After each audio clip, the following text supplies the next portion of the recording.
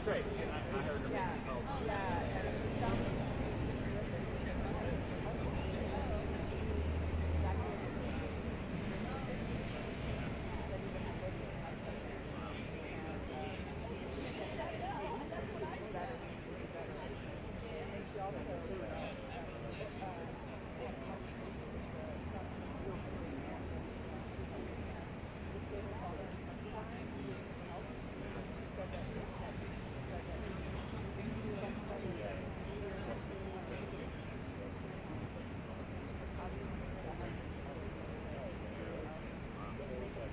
Very well.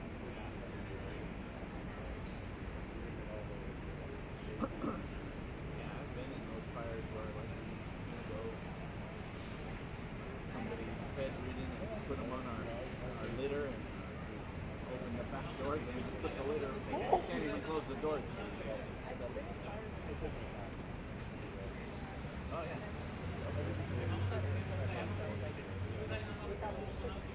Oh yeah. Stick people on litter. We'll put them in the back of somebody's pickup truck. Whatever you got to do to get them out. Yeah.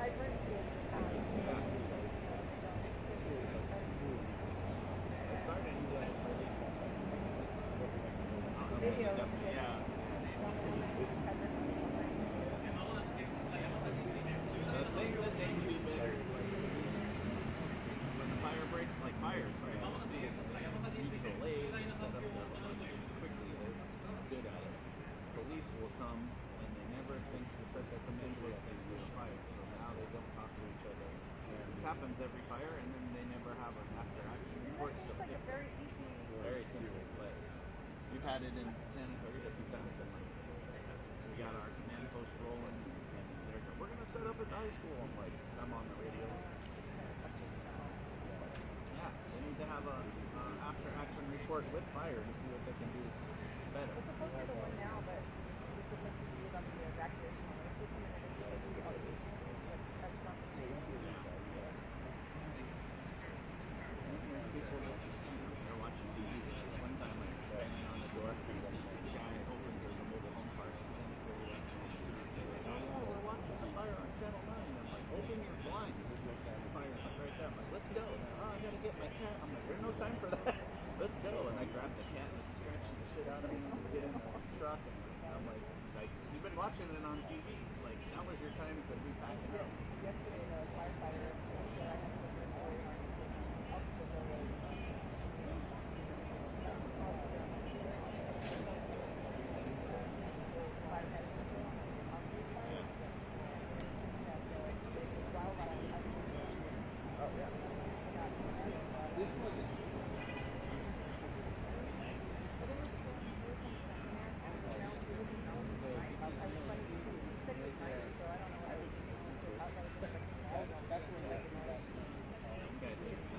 Pretty good shape.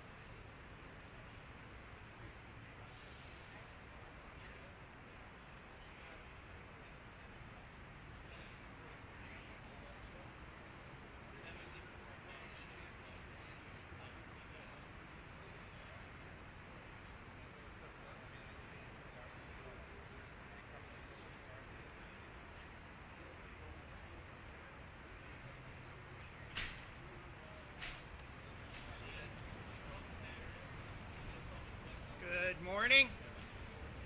The speakers for this morning's press conference will walk out of that door in 25 seconds. The news release associated with this matter will be going out imminently. We just got the documents that we filed in relation to it back from court. They will be attached to the news release. If you or your desk or whomever haven't seen it, please let me know afterwards. The defendant in this case is expected to appear in court at 1 p.m. this afternoon. That will be in the Roybal building, the red building about 2 blocks east of here. So we'll do this. Joe McNally first. Akil Davis from the FBI will do a little Q&A and send you on your way.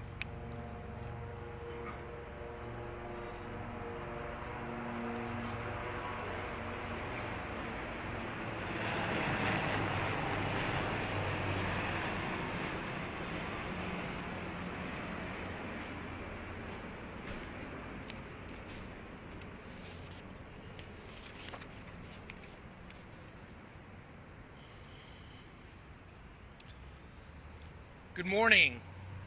My name is Joe McNally. I'm the acting United States Attorney in the Central District of California. I'm joined by Akil Davis, the Assistant Director in charge at FBI Los Angeles, Special Agent in charge Amir Asai, Assistant United States Attorneys Ian Yanello and Kadar Bhatia. We're here today to announce the filing of a federal criminal charge against an individual who earlier this month recklessly operated a drone that collided with a firefighting aircraft. On January 9th, the Pacific Palisades fires were raging. Firefighters were desperately trying to stop the destruction being caused by the fires and save lives. Critical to those efforts were firefighting aircraft that were conducting all-out assaults in the area surrounding the wildfires. Contrary to law and basic common sense, some individuals were recklessly operating drones around the firefighting relief efforts. They were operating drones in areas specifically being used by firefighting aircrafts conducting assaults against the fires. Today, we announce the filing of a federal criminal charge against one individual who is engaged in that conduct, a Los Angeles area man who launched a drone, lost sight of it, and that drone eventually collided with a Super Scooper firefighting aircraft, one of the most important firefighting aircrafts in the firefighting arsenal. After an intense and in-depth investigation by the FBI, federal prosecutors today filed a criminal charge against Peter Tripp Ackerman. Mr. Ackerman has agreed to accept responsibility and plead guilty to 1 count of unsafe operation of an unmanned aircraft. As part of his plea agreement, Mr. Ackerman had admitted that he acted recklessly, and his conduct posed an imminent threat to firefighting crews. Once he enters his guilty plea, Mr. Ackerman will face up to 1 year in federal prison. The ultimate sentence imposed will be up to a federal judge at the time of sentencing. As part of his plea agreement, Mr. Ackerman has agreed to pay full restitution to the government of Quebec, which supplied the plane, as well as an aircraft repair company that repaired the aircraft. That amount is estimated to be around $65,000. Mr. Ackerman has agreed to complete 150 hours of community service that is directed at wildfire relief efforts here in Southern California. In documents filed this morning, Mr. Ackerman admitted to serious facts and serious conduct, including that he recklessly operated the drone, and that drone posed an imminent safety hazard to the crew of the Super Scooper airplane. Mr. Ackerman admitted that on January 9th, while the Pacific Palisades Fire still raged, He went to the top of a parking garage at the 3rd Street Promenade in Santa Monica. He launched a drone from that location and flew it around where the wildfires were raging in an effort to observe the damage. The drone flew about 1.5 miles until he lost sight of the drone. While he was flying the drone, it collided with the Super Scooper carrying 2 crew members who were attempting to fight the blaze. The impact caused a 3x6 hole in the left wing of the aircraft. The plane was able to land safely, and eventually maintenance crew began to repair the aircraft. The aircraft was out of commission for several days while we were in the middle of the wildfires. For approximately 5 days, it was not being able to be used by fire department and other crews. The fire department wasn't able to use that plane to fight the fires for approximately 5 days. Flying drones during times of emergency poses an extreme threat to our firefighting personnel who are out there trying to help people. Flying drones during emergency compromises the ability of police and our firefighters to conduct emergency operations. As this case demonstrates, if you fly a drone around wildfires and you do so recklessly, law enforcement is going to find you and we're going to hold you accountable. I want to thank our firefighters, our first responders who are out there on the line every day trying to protect the public and do their jobs. I want to thank the FBI, the Department of Transportation, OIG, the FAA, and CAL FIRE, as well as the LA Fire Department for their partnership in bringing this important case. A message here is deterrence to the public. That, again, do not fly drones in areas where firefighters are raging. And I also want to thank the AUSAs who are responsible for the prosecution, Assistant U.S. Attorneys Kadar Bhatia, Ian Yanello, and our partners, again, at the FBI for all their good work. With that, I'll turn it over to Assistant Director in Charge, Akil Davis.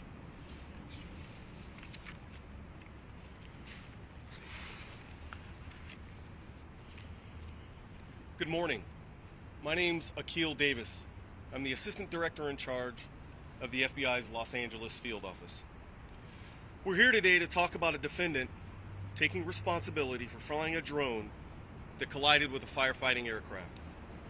While that could have resulted in catastrophe, the plane landed safely. Regardless of the intentions of the pilot, our investigators have drilled down on this case for approximately 2 weeks. I'd like to really thank our teams at LAX, along with their partners at LAFD and CAL FIRE, who worked on this investigation in order to bring the subject to justice. They used every investigative avenue and worked with the public and private sector to get to the bottom of this case. And again, I am very proud of their hard work. There's no evidence at this time that the defendant intentionally caused this collision. However, flying drones in a restricted area could cause a catastrophe. Going forward, we're going to be dealing with more drones, and the likelihood of a disastrous result will increase. As you all know, we have World Cup coming up to the Southland. We have the Super Bowl followed on that, and then culminating in 2028 with the Olympics. All of those events will bring significant drone activity in which the FBI stands at the ready to investigate those crimes with our counter-UAS, our counter-drone task force, and our ground intercept teams. The FAA has very strict guidelines about registering drones and where drones can be flown. The onus is on the pilot. If firefighters are putting out a fire with aircraft, that should be a clue. As CAL FIRE has said, if you fly, we can't. Meaning they cannot use their most sophisticated technique to attack these wildfires. Lack of common sense and ignorance of your duty as a drone pilot will not shield you from criminal penalties. Please respect the law, respect the FAA restrictions, and respect our firefighters. Thank you, and I'll turn it back over to United States Attorney Joe McNally. We'll take a couple of questions. Yes, sir?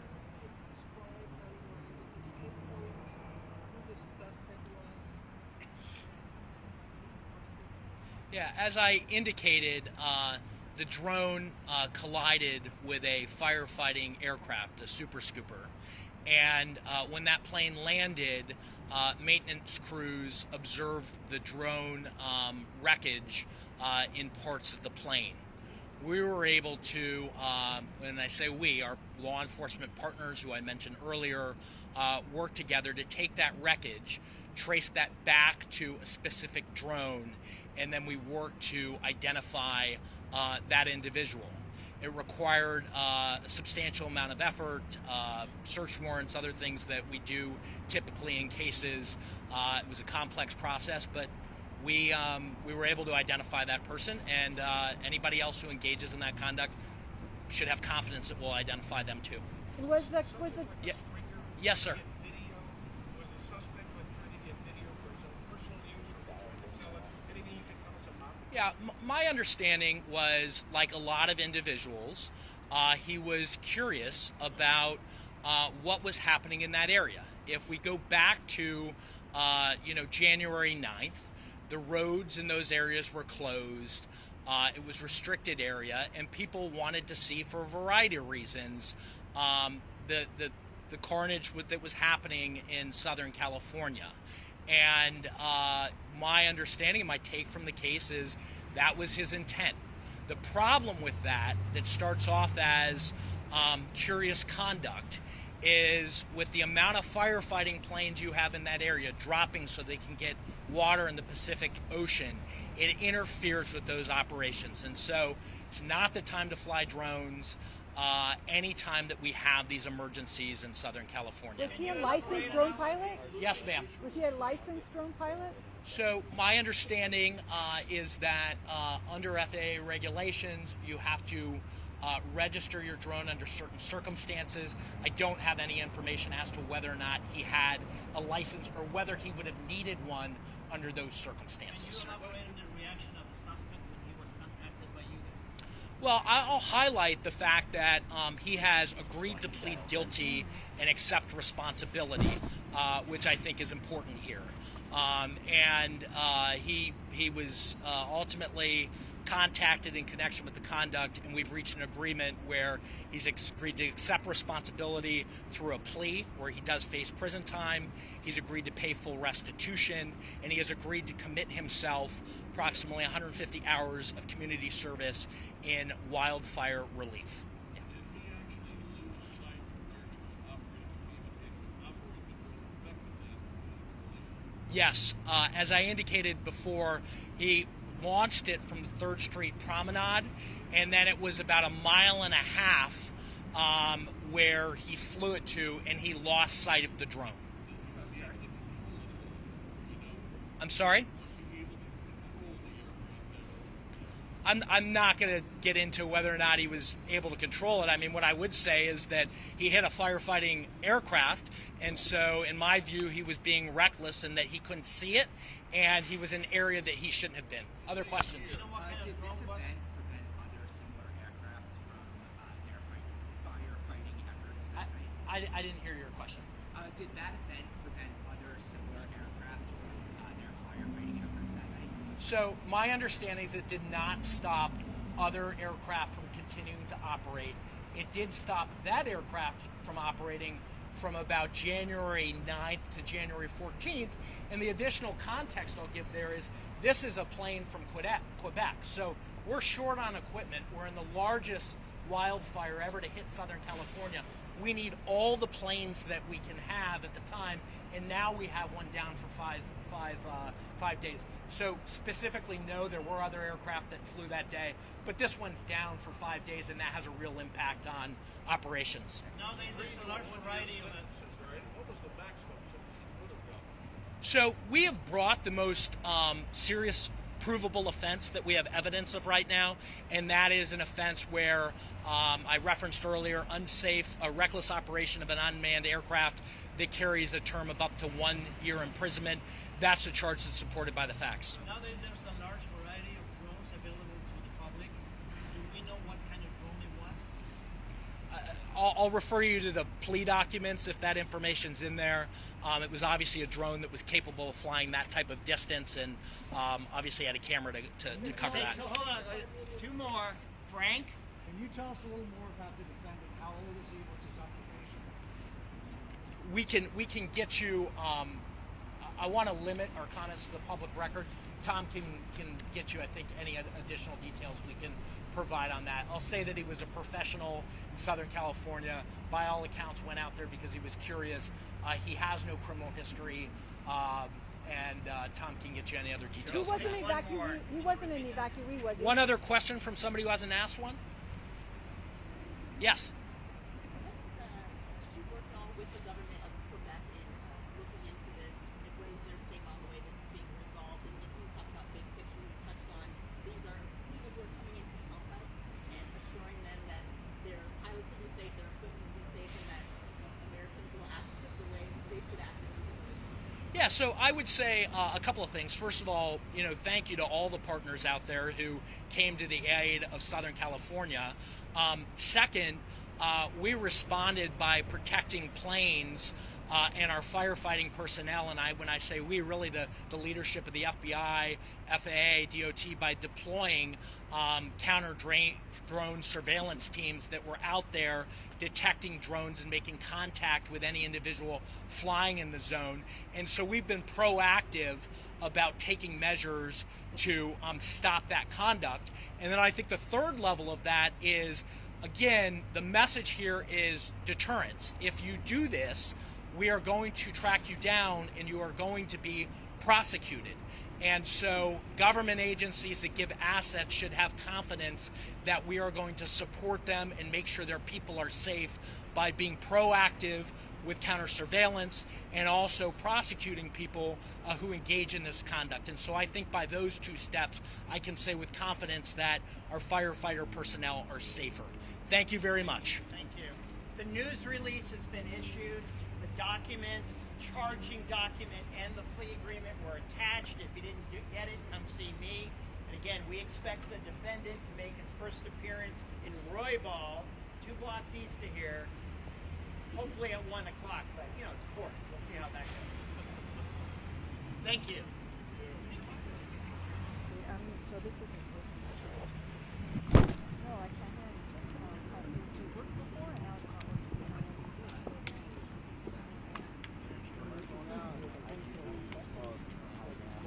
Let me see what my